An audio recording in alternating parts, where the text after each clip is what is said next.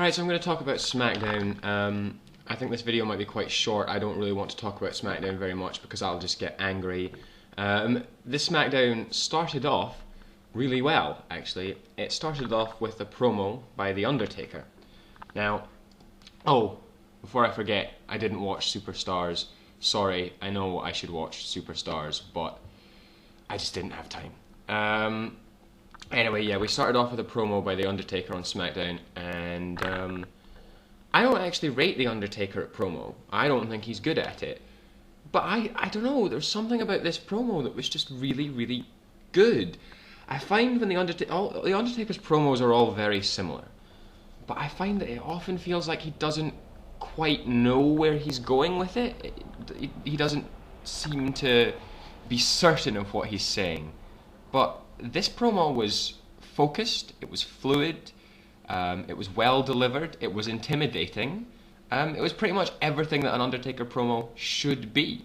And I really, really enjoyed it. I definitely rated it, and I was surprised.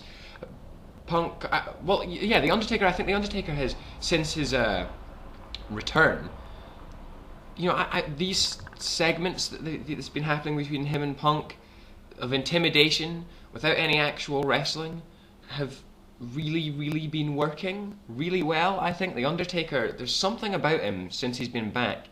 He looks terrifying, and he's just mastered this facial expression that I think he's executed the whole thing really well, and I think it's been done to a T to put Punk over.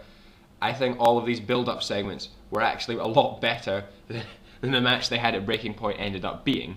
But Punk appears after this and delivers a promo back, which was alright, it was good, it was a Punk promo, it was going to be good. It wasn't Punk's best promo, but it was fine. I wasn't left with any lasting impressions of it, unlike the Undertaker one, which I thought was really, really good.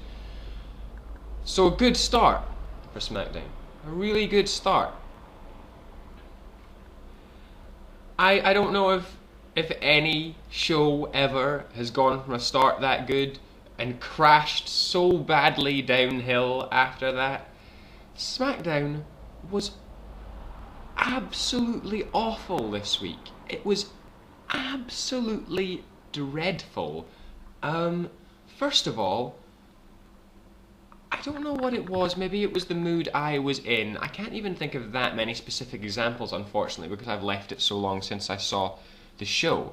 But I have never been as irritated in my life with a commentary team as I was with Jim Ross and Todd Grisham throughout this show.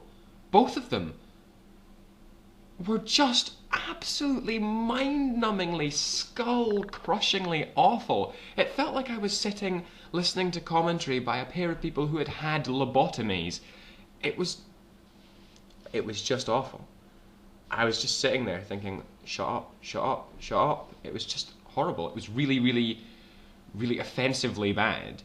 The first match was a Belfast brawl between Finlay and Mike Knox. Because hardcore wrestling in WWE doesn't really exist anymore, pretty much, a Belfast brawl is going to be shit anyway. So when you put Finlay and Mike Knox as the competitors in a Belfast brawl, it's going to be terrible. This was just awful. The biggest moment of the match, the bit where Finlay's supposed to go through a table, fell flat on its arse because the table didn't even fucking break. This just sucked, and then the ending was just rotten. Mid-air collision, I think Knox went for that crossbody that he does, I think, and Finlay hits him with the shillelagh but gets hit down himself. And that might have been an okay end to the match if Finlay hadn't literally taken about a minute to make a cover. That didn't work. Knox should have kicked out, and they should have done it again with the shillelagh, because that was definitely a botch. The Divas on SmackDown this week. The Divas were embarrassing. Absolutely embarrassing. We saw a backstage segment between Michelle McCool and Dolph Ziggler that was embarrassing, where McCool pretends to fall over because she loses her balance on her crutch and falls into Ziggler, gropes his arse, and just sort of fawns all over him really unconvincingly. And Layla gets a photo of it or something, and Layla. And anytime these people have lines, I just sit there thinking, what? Michelle McCool was a teacher. That was allowed to teach people? What? Just awful. Thankfully, there was less of Maria this week.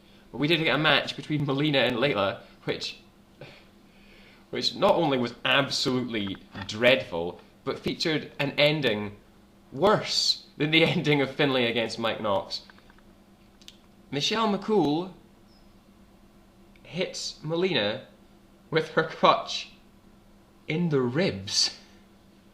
Not on the head to knock her out, in the ribs. And then Layla could have hit that neck breaker thing that she does after that and pinned Melina. But no, she just covers her, and I would kick out if I'd been hit in the ribs with a crutch. Just on instinct. Endings like that don't work. And it was just, it's horrible. It's horrible. The divas of SmackDown are so bad. So bad. Natalya really needs to move to Raw, because this is not befitting of her talent. We saw a match between John Morrison and Charlie Haas. That was always going to be quite good. It was alright. It wasn't excellent, but of course Charlie Haas wasn't going to win. But after that match, again, SmackDown was marred by possibly the worst promo I've ever seen. John Morrison and Dolph Ziggler. So bad. So bad. All of the lines were delivered with leaden pace. They just were awful, and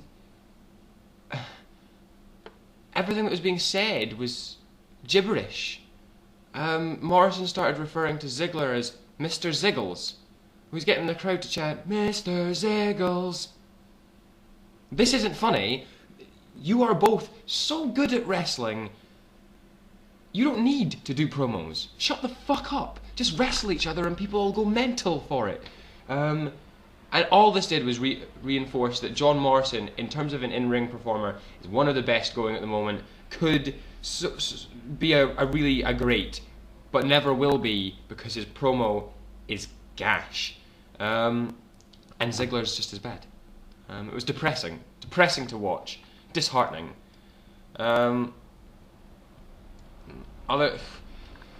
Jericho against Crime Time.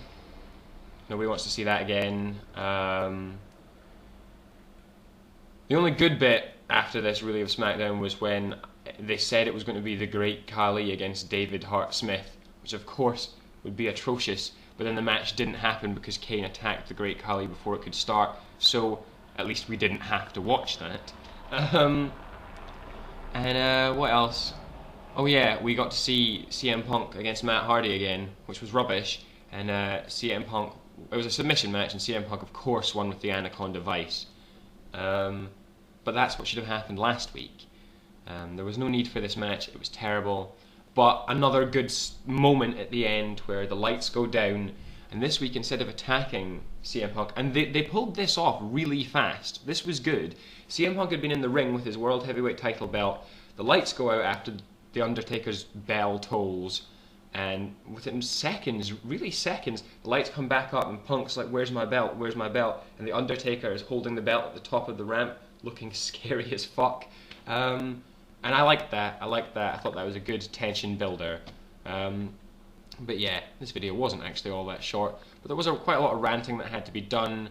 Sorry if I lost my focus on a couple of occasions about SmackDown, but it was just absolutely awful.